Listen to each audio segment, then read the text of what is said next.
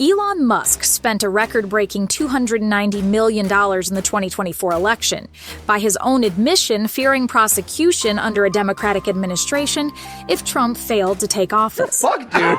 I'm fucked. If he loses, I'm fucked. It does seem that way.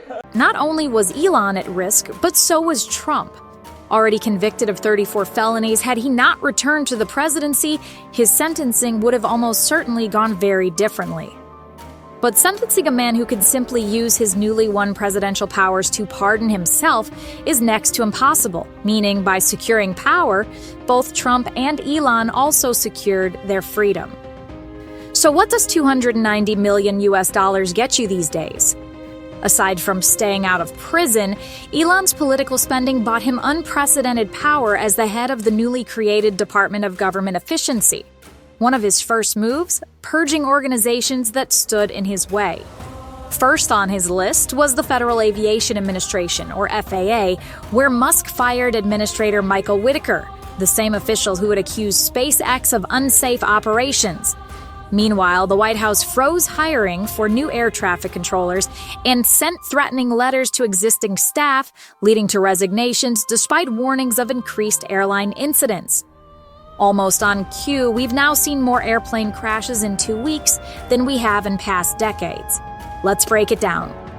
January 20th, FAA director fired. January 21st, air traffic controller hiring frozen. January 22nd, Aviation Safety Advisory Committee disbanded.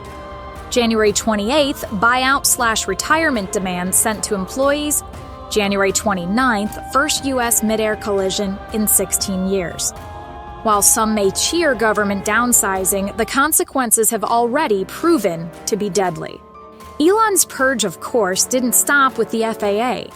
He also targeted the USDA, firing top officials for an investigation into his company Neuralink, which has been accused of animal welfare violations amid internal staff complaints that its animal testing is being rushed, causing needless suffering and deaths. That USDA investigation is still ongoing. Amidst all the turmoil Elon's firing spree has caused, the USDA has since issued stark warnings about the next pandemic. Bird flu has already killed a man this year in Louisiana on January 7, 2025. Even more terrifying, the USDA has warned of a potential pandemic involving prion disease, deadly proteins that cannot be destroyed by heat radiation or chemicals. If you're unfamiliar with prion-related diseases, the symptoms sound like something you'd expect to see in a zombie apocalypse movie. These include rapidly progressing dementia, sometimes causing the victim to become violent and aggressive, muscle spasms and stiffness, difficulty swallowing and speaking, hallucinations, and delusions. There is no cure for diseases caused by prions, making death almost certain within 6 to 12 months of exposure.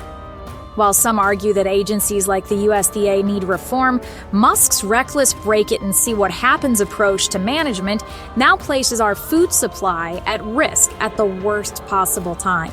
If we're not careful, the next pandemic could make the COVID lockdowns seem like a pleasant time in all of our lives by comparison. The dangers of a new American oligarchy don't stop with Musk. Trump's return to power follows a troubling pattern seen throughout history. Leaders who face criminal prosecution often have no choice but to seize and hold on to power indefinitely, lest they find themselves prosecuted by whichever administration takes power when they're gone. This was true for Adolf Hitler in Germany, Benito Mussolini, Italy, Joseph Stalin, Soviet Union, Francisco Franco, Spain, Augusto Pinochet, Chile, Slobodan Milosevic, Serbia, Fidel Castro, Cuba, and now Donald Trump. And when the great Sean Hannity asked me a question, and I jokingly said, he said, okay, let's get this up. You don't want to be a dictator, do you? I said, Sean, I only want to be a dictator for one day. Maybe that sounds like a joke to you, but within days of Trump taking office, Republican Representative Andy Ogles introduced the House resolution to repeal the 22nd Amendment, allowing Trump to serve an additional term.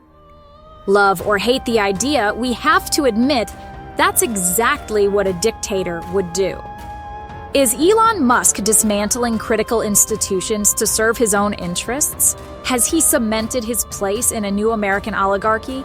And what about Trump? Are we watching America's first true dictator take power? What do you think?